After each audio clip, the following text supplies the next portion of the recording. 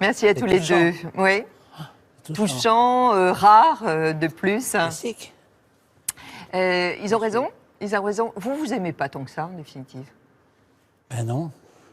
Mais là, je suis trop ému parce que je viens de voir. Je peux pas vous répondre. C'est absolument touchant. D'abord, je trouve touchant que vous soyez allés les voir, que votre équipe, remarquable d'ailleurs, y soit allée, et puis que vous ayez obtenu qu'ils vous répondent. Et puis je trouve touchant qu'ils disent ce qu'ils viennent de dire. Voilà. On ne sait jamais exactement ce qu'on représente pour les autres. Hein. Même pour ses frères. Même pour ses frères. Je sais bien que mes frères m'aiment comme je les aime, moi. Mais en plus, c'est un sentiment qui a toujours existé, qui a toujours été très fort et très puissant. Mais depuis que ma mère n'est plus là, ça s'est encore renforcé d'un cran. Et ben là, on est tous les trois maintenant face à la mort.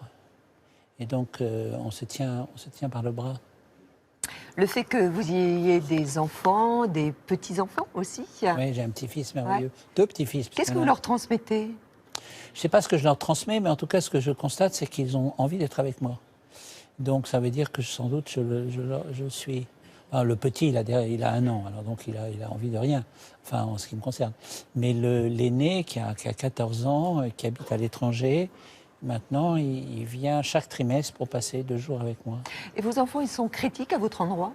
Non. Ils sont critiques sur les détails. Ils sont critiques sur les détails, mais non. Ils sont même... c'est ce que je disais tout à l'heure, d'ailleurs, je crois. Je ne crois pas qu'ils étaient vraiment très malheureux. J'ai fait très, très attention, et très, très attention, à ne pas les impliquer dans ma vie personnelle. C'est-à-dire que je les ai totalement préservés. Parce que je pense que ce n'était pas la peine de leur coller. Qu'est-ce que vous voulez dire de votre vie personnelle? Ma vie amoureuse. Ah oui. Oui. Donc je pensais que ce n'était pas la peine de leur coller ce fardeau en plus. Alors après, j'ai écrit des livres. Ils n'ont jamais rencontré un compagnon? Non, je ne crois pas. D'une manière allusive, mais non, jamais. Jamais. Et pourquoi vous ne vous êtes pas donné le droit de créer quelque chose? Parce que je pensais que ce serait compliqué pour eux à vivre et que ce n'était pas la peine. Bon, mais c'est aussi, si j'avais eu tout d'un coup un projet de vie comme un très très puissant et fort avec quelqu'un en qui j'aurais eu totalement confiance, les choses auraient peut-être été différentes, mais ça n'a jamais été le cas. Donc j'allais pas leur imposer quelque chose. Je n'allais pas leur imposer quelque chose qu'ils n'auraient pas choisi eux-mêmes. Voilà. Ça se produit dans beaucoup de familles recomposées, hein? Peut-être, mais pas pour moi. Mais si je juge par l'exemple de ma mère qui s'est mariée 3 fois après mon père, ça fait quand même pas mal. Elle n'aurait jamais épousé des hommes qui ne nous auraient pas aimés, qui n'auraient pas aimé aussi les enfants qu'elle trimballait avec elle quand même. Et donc, il fallait prendre l'ensemble, le paquet cadeau. Donc la notion de, on n'avait pas le choix, mais on savait qu'on serait choisi, ce qui était quand même déjà beaucoup mieux. Enfin, vous auriez pu en faire autant. Trouver un compagnon qui aime vos enfants. Eh bien, si ça s'était présenté, ça se serait peut-être présenté, mais ça n'a pas été le cas. Donc, en l'occurrence, pas de passade pour les enfants. Frédéric Mitterrand, ancien ministre de la Culture, vous vous intéressez à tout, on est d'accord? Oui. Notamment à la musique classique. Oui. Évidemment. Est-ce que vous connaissez ces 2 jeunes femmes? Je les ai croisées tout à l'heure. Et Julie. Oui. Vous venez nous rejoindre, ça nous fait extrêmement plaisir. Elles sont mignonnes comme ça. Bonjour. Bonjour. Alors vous êtes Julie. Et vous êtes Camille. Bonjour. Bonjour. Alors, vous avez quel âge? Dites-nous déjà, parce qu'à votre âge, on peut se permettre de poser la première question. Votre âge, allez. 17 ans et 19. Oui. Vous êtes sœur? Oui. Ouais. Vous êtes violoniste, ça on le voit aussi. Vous êtes violoncelliste? Oui, Camille est violoncelliste. Voilà, exact. Et puis, vous avez remporté un concours. Oui, j'ai gagné le concours Prodige il y a 2 ans maintenant, mais c'est un souvenir incroyable d'avoir fait cette expérience, de pouvoir mettre la musique classique en avant comme ça, jouer avec un tel orchestre, un jury de si grande qualité et que l'aventure continue. Et maintenant, on voit plein de petits venir à nos concerts et ça fait vraiment... Des petits, j'aime bien. Oui, c'est mais vrai que vous êtes très on voit que ça bouge, mais même des enfants de 2-3 ans. Oui. Et c'est vraiment mignon. D'autant que vous avez commencé à quel âge? 2 ans, non? 4 ans. On a commencé à 4 ans toutes les deux. Moi, je réclamais en violon à 2 ans. Camille a réclamé son violoncelle à 3 ans. Donc c'est vraiment quelque chose qui nous passionnait, qui nous fascinait depuis le début. En fait, c'est vraiment un rêve d'enfant et puis qui maintenant se réalise. Donc c'est ça qui est magique, c'est qu'on peut faire ce qu'on aime le plus au Mais monde. vos parents n'étaient pas du tout dans ce milieu. Non, maman était prof d'éducation physique, maintenant elle est dans le droit et la lecture, et papa professeur en technique, donc rien à voir, mais ils appréciaient la musique, mais tous les styles de musique, et nous on a accroché sur le classique. Alors qu'est-ce qui s'offre aujourd'hui à vous? Beaucoup de travail, évidemment. On parlait de travail avec Frédéric, mais aussi beaucoup de voyages.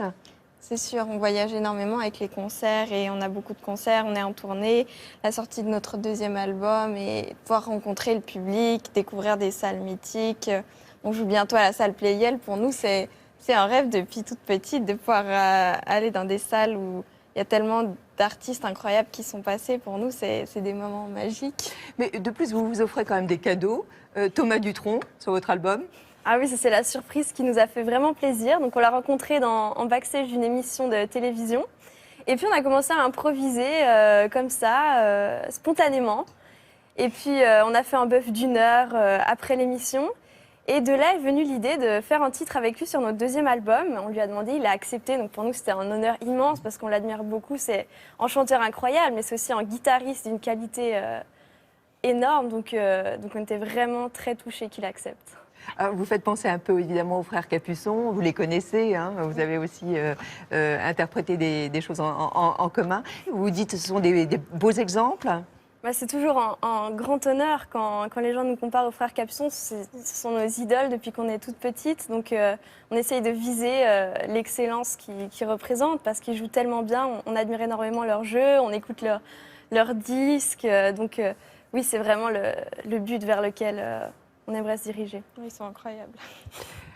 On peut vous entendre? Bien Avec sûr. plaisir. Qu'est-ce que vous interprétez?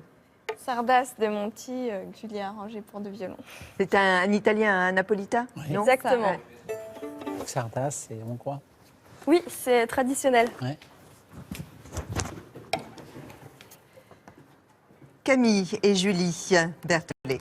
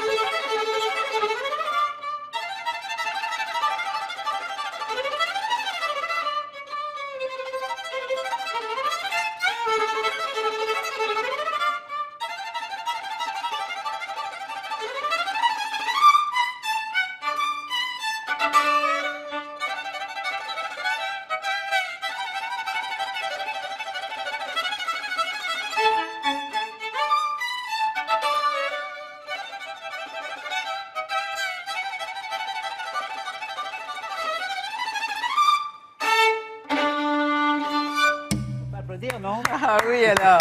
Bravo. Si vous saviez comme ça donne envie, parce qu'on voit Oh là une là. complicité, un plaisir entre vous. Vous vous regardez en permanence. C'est important, évidemment, non, le On se regard de l'autre. comprend, on se comprend sans parler, c'est ça qu'on aime beaucoup. C'est pour ça qu'on aime la musique, jouer ensemble, on communique Ouais, ça avec fait le violon. plus de 12 ans qu'on joue ensemble, donc ce qu'on ressent quand on joue ensemble, on le ressent avec personne d'autre. Il y en a d'autres qui jouent au garage, à la poupée ou au violon, quoi. Allez, donc le 18 décembre, la salle Pleyel, et on dit aussi le 20 mars, hein, quand même. Là aussi, c'est Théâtre des Champs-Élysées. Ah, ça, On c'est se un réjouit rêve. énormément. C'est une salle magnifique. On y a entendu des concerts. Être dans le public, c'était déjà une telle émotion. Alors, on va pouvoir voir la salle depuis la scène et ça va être magique, je pense. Ah, c'est Bravo. vraiment joyeux. Bravo, hein, bravo. Merci Et beaucoup. puis alors, je rappelle évidemment Camille et Julie Berthollet. Cet album, c'est le deuxième d'ailleurs en duo. Merci à vous. Merci beaucoup. Au revoir. Au revoir.